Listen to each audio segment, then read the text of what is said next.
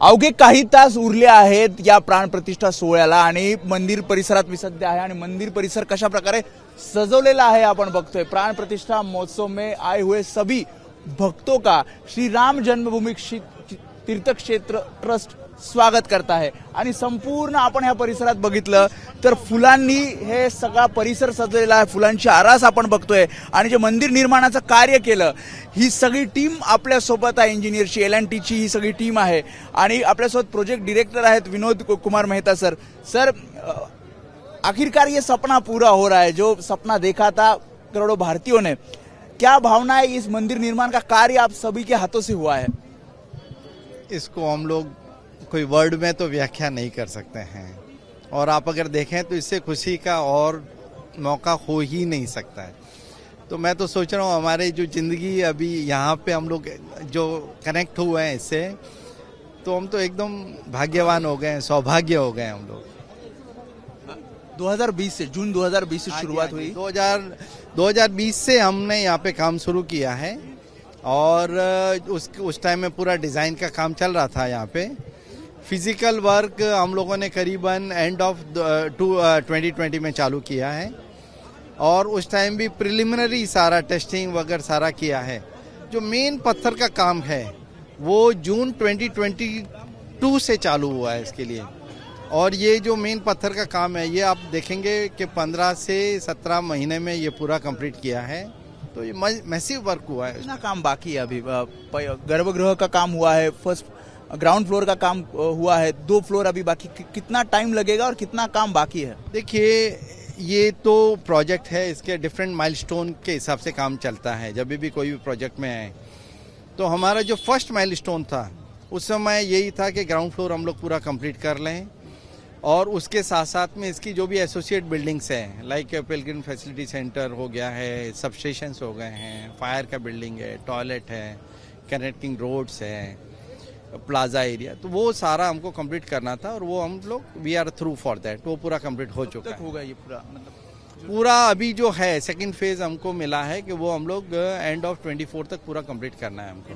24 कितने फेज में काम चलेगा ये? मतलब देखिए आगे तो और क्या, आज की डेट में तो हमने दो फेज लिया है और अभी आगे देखिए आगे क्या रहता है। या टीम मध्ये मराठी इंजिनियर सुद्धा आहेत। संतोष बोरे सर आपल्या सोबत आहेत। महाराष्ट्रीयांना अभिमान आहे या सगळ्या टीमचा, काय भावना आहेत? म्हणजे आम्ही एक भारतीय आहोत आणि भारतीय असताना एक मराठी माणूस म्हणून आम्हाला एक तो अभिमान आहेच, कारण आतापर्यंत प्रत्येक गोष्टीमध्ये महाराष्ट्र पुढे राहिलेला आणि ह्या गोष्टीमध्ये महाराष्ट्र पुढेच आहे। साधारणपणे किती जण होते टीम मध्ये मराठी?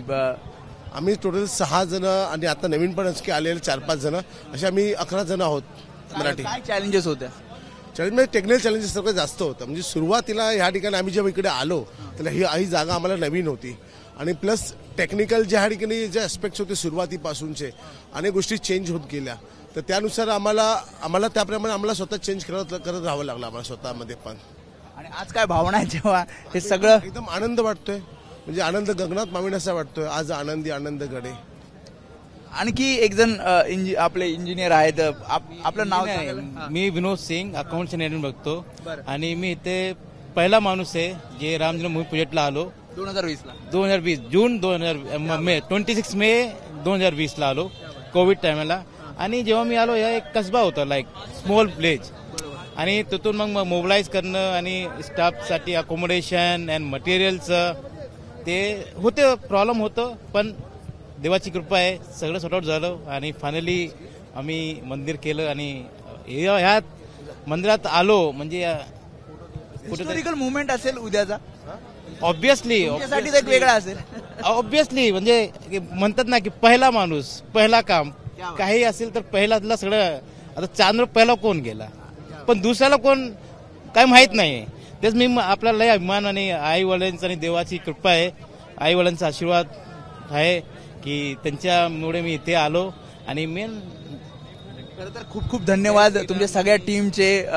आणि जसं त्यांनी सांगितलं की आनंद असा आहे की तो गगनात मावत नाहीये, कारण याच हातांनी हे सगळं मंदिर निर्माणाचं काम केलेलं आहे आणि त्यामुळेच या इंजिनियर्सला तर सगळ्यात जास्त आनंद झालेला आहे। एकीकडे सजावट केली जाते आणि एकीकडे या सगळ्यांचं या टीमचं कौतुक केलं जात आहे, कारण अशा प्रकारे भव्य मंदिर ज्याची वाट देशभरातले राम भक्त बघत होते, ते भव्य मंदिर या टीमनी तयार केलंय आणि हे काम सुद्धा 2024 पर्यंत पूर्ण होईल असं सुद्धा त्यांनी सांगितलं. तशा प्रकारचा प्रयत्न केला जातोय.